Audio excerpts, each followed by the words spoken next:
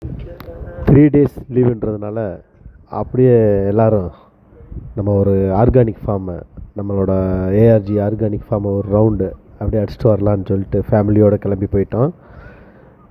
ரதி, ரணு, நான், ஒய்ஃபு எல்லாம் கிளம்பி போயிட்டு இதான் நம்ம ஆர்கானிக் ஃபார்மு நீங்கள் பார்க்கலாம்.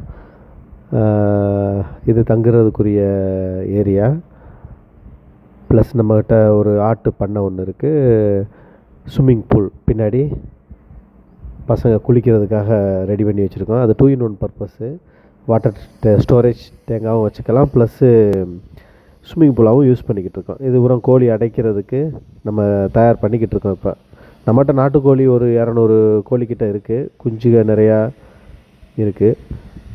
அப்படியே சரி கோழி அடித்து சாப்பிட்டுட்டு ஒரு 2 days இங்கே குளிச்சுட்டு அப்படியே போகலாம் அப்படின்னு சொல்லி வீட்டில் எல்லோரும் ஆசைப்பட்டதுனால இங்கே வந்துட்டோம். இப்போ நம்ம ஆர்கானிக் ஃபார்மை சுற்றி பாருங்கள். இதெல்லாம் இப்போது மரங்கள், செர்ரி பழம், அத்தி மரம், ப்ளஸ்ஸு நிறைய பல மரங்கள் வச்சாச்சு. எல்லாமே பெருசாகிடுச்சு. இப்போ கொஞ்ச நாள்லேயே எல்லாமே பலனுக்கு வந்துடும். இதான் நம்ம தங்குற இடம். கோழிகளுக்கு முன்னாடியே கூண்டு. ஏன்னா கீரி தொல்லை, தோட்டம்னாவே கீரி தொல்லை இருக்கும் இல்லையா, அதனால் கூண்டுகள்லாம் ரொம்ப ஸ்ட்ராங்காக வச்சாச்சு. இந்த கோழியை பார்க்கலாம். ரணு அந்த கருப்பு கோழி தான் வேணும்னு சொல்லி ஆசைப்படுது. இன்றைக்கி சூப் குடிக்கணும், சாப்பிடணும்னு. ஸோ அந்த கருப்பு கோழியை நீயே பிடி அப்படின்னு சொல்லியாச்சு. சரி, இப்போ நான் போய் பிடிச்சிட்டு வரேன்னு சொல்லிட்டு ரதியும் ரணுவும் களத்தில் இறங்கினாங்க.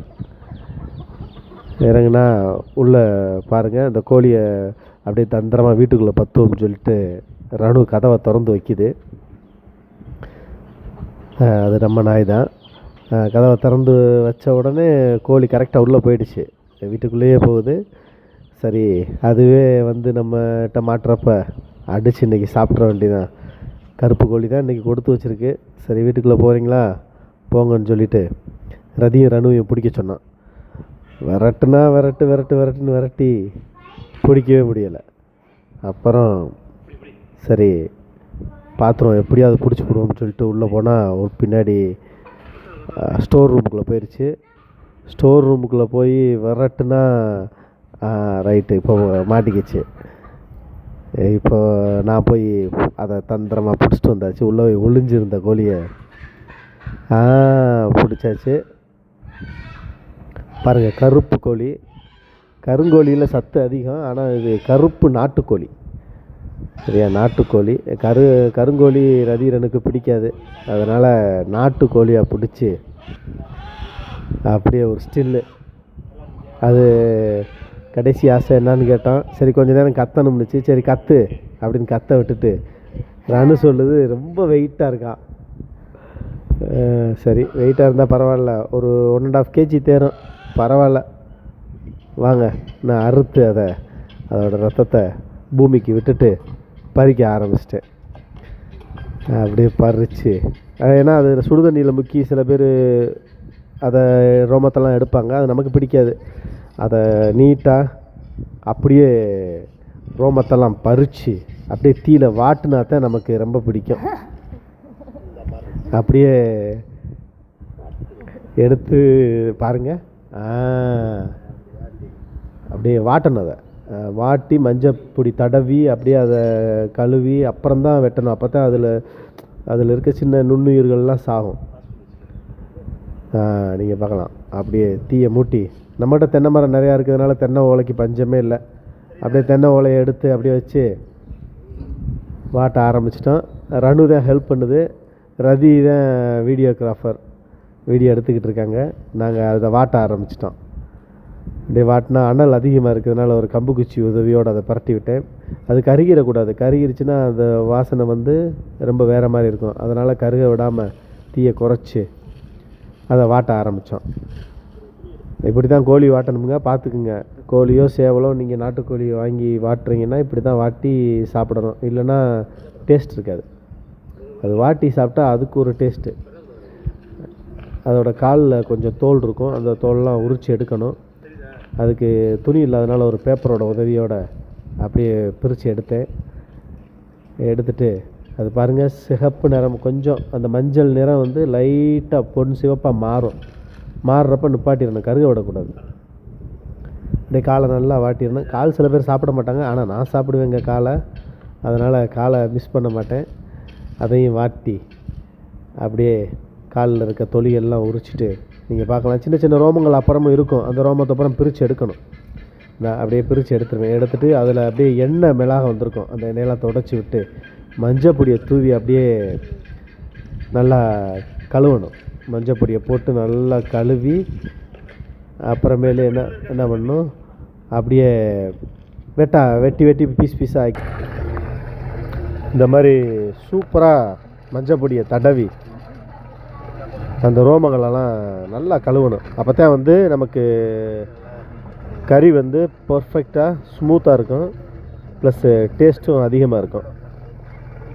அப்போ பாருங்கள், இந்த மாதிரி நீட்டாக மஞ்சள் பொடியை போட்டு தண்ணியை ஊற்றி கழுவி அந்த கருகின அந்த லைட்டாக கருப்பாக இருக்கு இல்லையா, அதை பூரா எடுத்துடணும். எடுத்துட்டோம்னா கோழி நல்லா டேஸ்ட்டாக இருக்கும். இப்போ ரணு ஹெல்ப் பண்ணுது அறுக்கிறதுக்கு. அப்படியே சப்பையாக தான் வேணும் அப்படின்ட்டுருச்சு, அதனால் சப்பையாக அப்படியே வெட்டி எடுத்து பாருங்கள், அந்த 2 சப்பையும் அப்படியே வேணும் அப்பா அப்படின்ட்டுருச்சு. ரதிக்கு ஒன்று, ரணுக்கு ஒன்று. அப்படியே இங்கே பாருங்கள், அப்படியே அறுத்து சப்பை தனியாக 2 சப்பையும் எனக்கு வேணும் அப்படின்னு சொல்லி வச்சுக்கிச்சு. பாருங்கள், அப்படியே நீட்டாக அறுக்கணும். இப்படி தான் அறுத்து வெட்டி எடுக்கணும். சின்ன சின்ன பீஸாக போடுறதுக்கு கட்டை இருக்குது, ப்ளஸ்ஸு கத்தி கொஞ்சம் ஷார்பன் பண்ணி வச்சுக்கிட்டேன், அதனால் ஈஸியாக வெட்ட முடிஞ்சிச்சு. பாருங்கள், அப்படியே அழகாக எடுத்து